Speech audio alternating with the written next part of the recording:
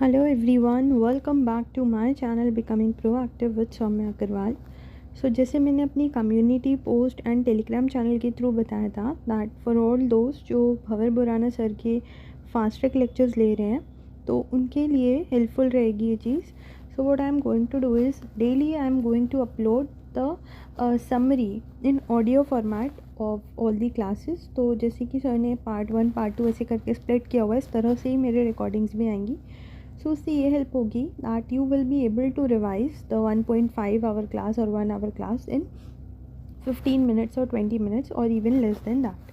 ठीक है, तो उस तरह से जो है अच्छा एक रिविज़न हो जाएगा क्लास के बाद में। एंड हम लोग जो है इस तरह से आई ट्राई कि मैं जो हूँ सारी ही वीडियोस मतलब रेगुलर लाती रहूँ। So let's start with part 1 of class number 1। तो सबसे पहले तो बेसिक्स की क्लास थी ये, तो इनकम टैक्स एक्ट के बारे में बताया था। तो इनकम टैक्स एक्ट हमारा कब आया था 1961 में। तो ये बेसिकली आया था आपका 1 अप्रैल को। ठीक है, तो ये it came into force with effect from 1 अप्रैल 1962 और ये एक्ट जो है ये इनकम टैक्स एक्ट 1961 है। रूल्स जो थे वो एक्ट के बाद ही होते हैं। So income tax rules, income tax act rules 1962। ठीक है, फिर उसके बाद में सर ने कुछ टर्म्स हमको बताई थी। तो एक था CBDT। तो CBDT क्या होता है? CBDT is the revenue board of finance ministry for direct tax. तो ये क्या एक रेवेन्यू बोर्ड है फाइनेंस मिनिस्ट्री का, जो डायरेक्ट टैक्स के लिए क्या करती है, इशू करती है सर्कुलर्स। तो CBDT क्या करती है, डायरेक्ट टैक्स से रिलेटेड जो भी सर्कुलर्स होते हैं वो इशू करती है and it is binding on the department. तो सर ने ये चीज़ बताई थी कि ये जो सर्कुलर्स होते हैं ये डिपार्टमेंट को बाइंड करते हैं एंड अगर SSC के लिए इरेलीवेंट रहता है तो SSC को फिर वो सर्कुलर्स बाइंड नहीं करते हैं। सर्कुलर्स होते क्या हैं? These are the guidelines for clarification.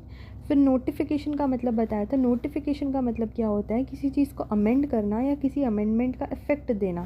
So to amend और give effect of the relevant amendment, वो नोटिफिकेशन होता है। और नोटिफिकेशन जो है वो बोथ डिपार्टमेंट और SSC को बाइंड करती है। फिर केस लॉ क्या होता है? केस लॉ होता है जजमेंट ऑफ अ डिस्प्यूट। अब डिस्प्यूट तो किसी भी चीज़ के लिए हो सकती है। तो क्या होता है ना कि जैसे सपोज़ वो डिस्प्यूट कोर्ट में गया, अब कोर्ट में वो डिस्प्यूट गया तो उसके बाद में कोई उसका जजमेंट निकला होगा। तो ऐसे केस में ये होता है कि अगर similar dispute in future arise करता है तो जो पुराना डिस्प्यूट था, जो भी उसका जजमेंट रहा था, उसको लिया जाता है एंड उसको माना जाता है, उसका रेफरेंस जो है वो लिया जाता है। So judgment of a dispute is a case law. ठीक है, नाउ फाइनेंस एक्ट के बारे में हमको बताया था। तो क्योंकि नवंबर 23 के एग्ज़ाम्स के लिए फाइनेंस एक्ट 2022 एप्लीकेबल है तो उसी अकॉर्डिंग जो है ये बताया था सर ने। तो बिल से जो है एक्ट बनता है। तो सबसे पहले क्या होगा ना, फाइनेंस बिल बनेगा 2022 का। फिर उसके बाद में उसको डिस्कस किया जाएगा both the houses of parliament में, लोकसभा राज्यसभा में, एंड देन उसको भेज दिया जाएगा प्रेसिडेंट के पास में। और जिस दिन जो प्रेसिडेंट है वो बिल को साइन कर देगा ना, उस दिन वो जो बिल है वो एक्ट बन जाएगा। फिर एक कुछ एडिशनल पॉइंट्स थे कि जैसे आपके इलेक्शन वाला जो ईयर होता है उसमें जो है 2 बजट आपके पास होते हैं। तो कोई भी जैसे 2019 था तो उस केस में क्या हुआ था, 2 बजट आए थे आपके। देन डिफरेंस क्या होता है सेक्शन और सब सेक्शन का? तो सब सेक्शन जो होता है वो तब आता है अगर 2 सेक्शंस के बीच में कोई इंटरलिंकेज है, जैसे ATCCD सब सेक्शन नंबर 1।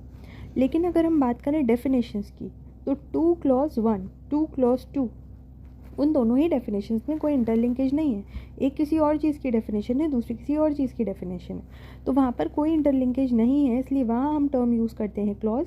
और जहाँ पर भी इंटरलिंकेजेस होती हैं ना, वहाँ हम यूज़ करते हैं सब सेक्शन। ठीक है, देन पर्सन में क्या क्या आता है? पर्सन में आपका आता है, पर्सन में individual, HUF, firm, company, AOP, BOI, local authority, artificial judicial person.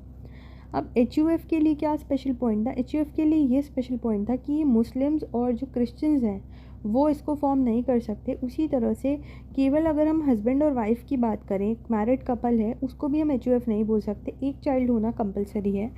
तो कोई भी अगर आपकी हिंदू फैमिली है, सिख फैमिली है या जैन फैमिली है, वही आपका HUF फॉर्म कर सकती है। और जो है यहाँ पर मुस्लिम्स या क्रिश्चियंस जो हैं वो उसको HUF को नहीं बना सकते।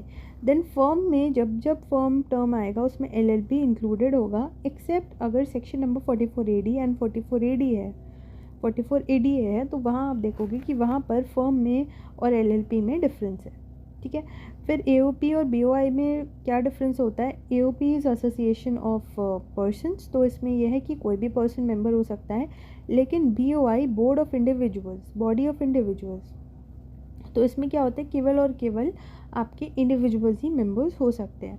देन असेसी और पर्सन में क्या डिफरेंस होता है? तो असेसी और पर्सन में ये डिफरेंस होता है कि जिस दिन पर्सन जो है वो रिक्वायर्ड होता है टू पे टैक्स, या फिर वो जिस दिन भी लायबल होता है टू पे टैक्स, उस दिन वो पर्सन क्या बन जाता है? असेसी बन जाता है।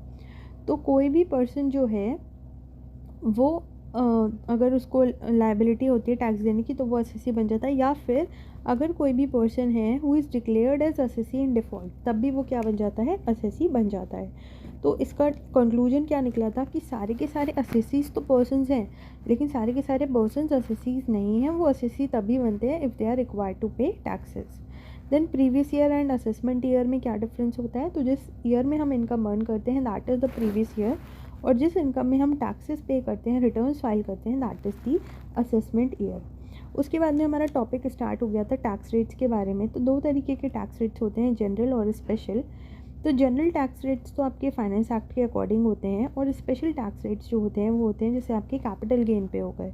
तो long term capital gain under section number 112, उस पर आपका फ्लैट रेट लगता है 20% का। इसी तरह से short term capital gain under section number 111A, उस पर लगता है 15% का। तो ये जो भी आपके टैक्स रेट्स होते हैं, these are as per your chapter number 12, ठीक है, chapter number 12 income tax act का। तभी आपका जो है इसमें टैक्स रेट्स अलग अलग जो पर्सन्स थे ना, इंडिविजुअल, पार्टनरशिप, देन इस तरह से फिर हम लोग अलग अलग कैटेगरीज़ में इसको पढ़ेंगे, ठीक है। तो इंडिविजुअल के केस में क्या होता है? इंडिविजुअल के केस में ना एज वाइज बाइफर्केशन होता है। तो अगर वो if that individual is of the age that is below 60 years, तो उसके लिए स्लैब रेट्स क्या एप्लीकेबल होते हैं? अप टू 2,50,000 तो उस पर कोई टैक्स नहीं होता है। Greater than 2,50,000 up to 5 lakh तक 5%, then greater than 5 lakh up to 10 lakh 20%, and greater than 10 lakh में 30% का जो टैक्स है वो लग जाता है ना। अगर वो सीनियर सिटीज़न है, तो वो सीनियर सिटीज़न का मतलब क्या हुआ? इंडिविजुअल जिसकी एज 60 ईयर्स या उससे ज़्यादा है, ठीक है, 60 ईयर्स और मोर। और कब होगा ये? प्रीवियस ईयर में, मतलब जिसमें उसने इनकम कमाई है। तो उस ईयर में अगर वो सीनियर सिटीज़न है तो उसके ऊपर स्लैब रेट्स जो हैं वो चेंज हो जाएंगे।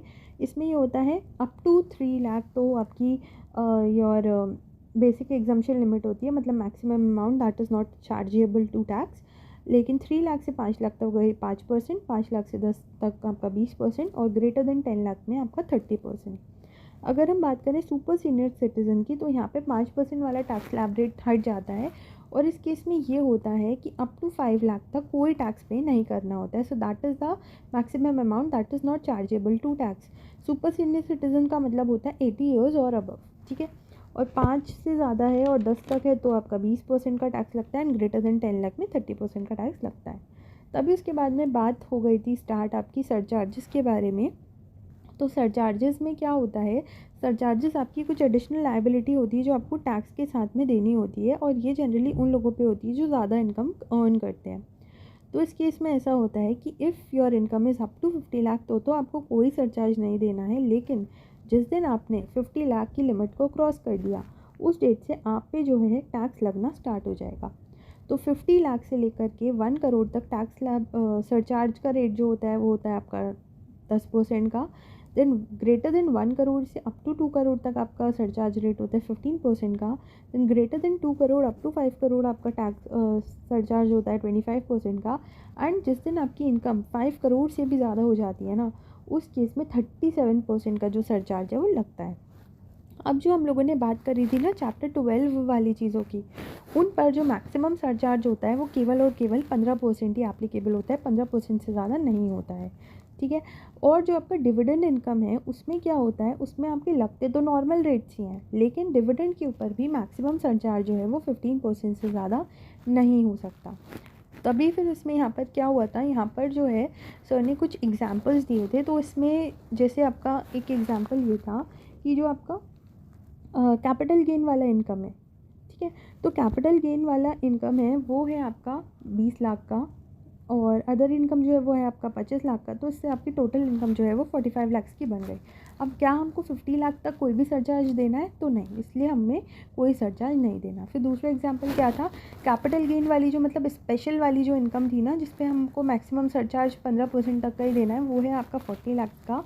अदर इनकम है आपका 50 लाख का, और जो टोटल इनकम है वो है आपकी 90 लाख। अब टोटल इनकम यहाँ पर क्या हो गई है, 50 लाख से एक्सीड हो गई है, तो इसलिए हमको यहाँ पर क्या देना पड़ेगा, सरचार्ज देना पड़ेगा। तो सरचार्ज यहाँ पर कितना होगा, 50 लाख से 1 करोड़ तक तो 10% ही है। और मैंने आपको क्या बताया कि जो स्पेशल कैटेगरी वाली इनकम्स है उस पर भी मैक्सिमम सरचार्ज 15% तक का ही। तो मैक्सिमम सरचार्ज का मतलब हुआ ज़्यादा से ज़्यादा। अब यहाँ पर तो 10 ही लगेगा ना, क्योंकि इनकम जो है आपकी 1 करोड़ से ज़्यादा नहीं हुई है टोटल इनकम, तो इसलिए यहाँ पर सिर्फ 10 ही लगा है। उसके अगले एग्जाम्पल को अगर हम देखें तो उसमें कैपिटल गेन वाली जो इनकम है वो तो 90 लाख से है, और अदर इनकम है वो आपकी 80 लाख से। So making a total of 1 crore and 70 lakh. तो इस केस में क्या होगा, इस केस में कैपिटल गेन वाली इनकम पे तो आपका 15% ही लगेगा सरचार्ज। लेकिन जो हम अगर अदर इनकम की बात करें तो यहाँ पर पता है कौन सा टैक्स स्लैब रेट एक्टिवेट हो जाएगा, यहाँ पर आपका हो जाएगा greater than 1 crore up to 2 crore वाला, मतलब 15% वाला स्लैब रेट जो है वो एक्टिवेट हो जाएगा। फिर कुछ स्पेशल केसेस थे, जैसे आपका अगर कैपिटल गेन वाली इनकम तो 3 करोड़ है, लेकिन अदर इनकम जो है आपकी 40 लाख है, ठीक है। अब इस केस में जो आप देखोगे मैक्सिमम प्रोपोर्शन किसका है, कैपिटल गेन वाली इनकम का है। तो कैपिटल गेन वाली इनकम का हमारा 3 करोड़ है और अदर इनकम का 40 लाख ही है।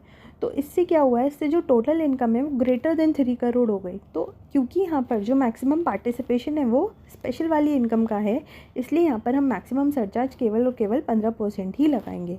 ऑन दी अदर हैंड अगर हम दूसरे एग्जाम्पल की बात करें, कैपिटल गेन वाली इनकम 1 करोड़ है, अदर इनकम जो है वो 7 करोड़ है, टोटल इनकम आपकी हो गई 8 करोड़। अब इस केस में आप देखोगे मैक्सिमम प्रोपोर्शन किसका है, अदर इनकम का है। तो अब हम अदर इनकम को कंसीडर करेंगे। तो इस केस में क्या हुआ है, 7 करोड़ मतलब 5 करोड़ से भी ज़्यादा हो गई। तो यहाँ पर जो आपका रेट आएगा ना अदर इनकम पे सरचार्ज का, वो हो जाएगा 37% का, ठीक है। अब अगर मैं बात करूँ आपका दूसरे एग्जाम्पल का, तो उसमें ये हुआ है कि आपका 60 लाख तो कैपिटल गेन वाली इनकम है and 4 crore 70 lakh other income है। उस केस में भी अगेन आपका अदर इनकम का प्रपोर्शन ज़्यादा हो गया, तो 5 करोड़ 30 लाख टोटल इनकम हो गई।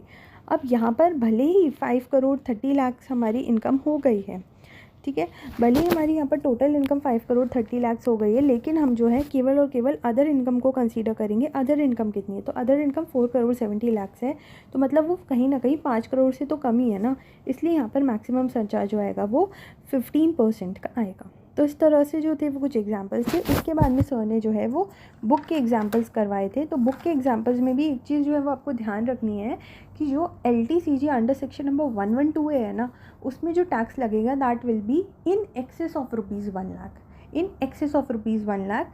तो मतलब कि जैसे एग्जाम्पल नंबर 1 में अगर हम देखें, जो LTCG अंडर सेक्शन 112A की इनकम थी वो 25 लाख थी, तो हमारा जो टैक्स लगेगा वो लगेगा 24 लाख पे। सो 25 lakh minus 1 lakh, in excess of 1 lakh जो भी इनकम होता है उस पर हमारा टैक्स रेट लगता है एंड दैट विल बी 10%, ठीक है। तभी इस तरह से ही यहाँ पर जो है सरचार्जेस वगैरह के हुए थे। तो एग्जाम्पल नंबर 1 में तो यही था कि आपका जो लॉन्ग टर्म कैपिटल गेन था वो उस पर आपका इतना लग गया था, शॉर्ट टर्म कैपिटल गेन पे फ्लैट 15% का और अदर इनकम पे नॉर्मल स्लैब रेट्स का। तब इसमें सरचार्ज कितना लगेगा, कैपिटल गेन वाली इनकम पे तो 15% का ही लगेगा, लेकिन अदर इनकम पे कितना लगेगा, अदर इनकम यहाँ पर आपकी बनी थी 70 लाख की, तो यहाँ पर अदर इनकम पे जो है आपका सरचार्ज लगेगा 15% का। अब यहाँ पर 15% का क्यों लगा है, क्योंकि यहाँ पर जो हमारी इनकम है ना वो 1 करोड़ से भी ज़्यादा हो गई है टोटल इनकम। और अगर हम देखें यहाँ पर हमारा मैक्सिमम पार्टिसिपेशन किसका है, यहाँ पर हमारा मैक्सिमम पार्टिसिपेशन अदर इनकम से है। तो अदर इनकम हमारी वैसे तो 70 लाख है, लेकिन टोटल इनकम क्योंकि हमारी 1 करोड़ से ज़्यादा हो गई है, इसलिए यहाँ पर हमारा मैक्सिमम जो लगेगा सरचार्ज दैट विल बी 15%, ठीक है।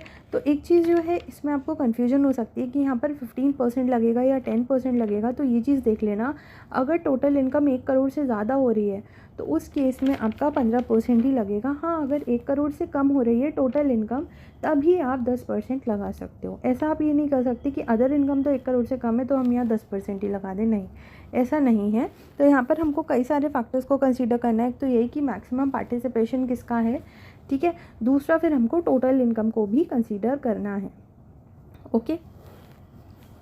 और 10% हम तभी लगाएंगे अगर हमारी टोटल इनकम जो है वो 1 करोड़ से कम है। और 25 और 37 में बस आपको देखना है कि 25 लगेगा या 37 लगेगा। बाकी मैक्सिमम केसेस में आप देखोगे अदर इनकम पे 15% ही लग रहा है। दूसरे एग्जांपल की अगर मैं बात करूँ तो यहाँ पर आपकी कैपिटल गेन वाली इनकम जो है वो 10 लाख है और 112A वाली 20 लाख है। और जो आपकी अदर इनकम है, अदर इनकम आपकी जो है वो आपकी है 90 लाख्स की। ठीक है, तो अब 90 लाख्स पे आपका tax rate normal slab rate से लगेगा और आपका 112A में तो 10% लगेगा इन एक्सेस ऑफ 1 लाख और 111A में 15% का लग रहा है। तो सरचार्ज जो है कैपिटल गेन वाली इनकम पे केवल 15% ही लगेगा। लेकिन अदर इनकम को अगर मैं यहाँ देखूँ तो अदर इनकम वैसे तो आपकी 90 लाख्स ही है, ठीक है, लेकिन आपकी जो टोटल इनकम है ना, टोटल इनकम आपकी 1 करोड़ से क्योंकि ज़्यादा हो रही है, इसलिए यहाँ पे मैक्सिमम सरचार्ज अदर इनकम पे 15% का लगेगा। अब मैं बात करूँ अगर एग्जांपल नंबर 3 की, तो उसमें एक स्पेशल पॉइंट जो था वो ये था। अच्छा हाँ, ठीक है, चलो एग्जांपल नंबर 3 पहले बता देती हूँ। तो उसमें ये था कि जो आपका डिविडेंड है ना, डिविडेंड वाली इनकम पे टैक्स रेट आपका आएगा तो नॉर्मल स्लैब रेट से, लेकिन इसमें जो सरचार्ज लगेगा वो लगेगा प्रोपोर्शनेटली। मतलब कि इस केस में ऐसा हुआ है कि जो टैक्स आया है टोटल बैलेंस इनकम पे, अदर इनकम पे, वो आया है आपका 10,222,500। अब जिसमें कि जो आपकी डिविडेंड इनकम है दैट इज़ 13 लाख और जो टोटल इनकम है, मतलब टोटल अदर इनकम है इंक्लूडिंग डिविडेंड, वो है आपकी 3,47,00,000। ठीक है, अब यहाँ पर हम लोग कैसे करेंगे सरचार्ज? तो 10,222,500 इंटू डिविडेंड वाली income upon total other income into 15%।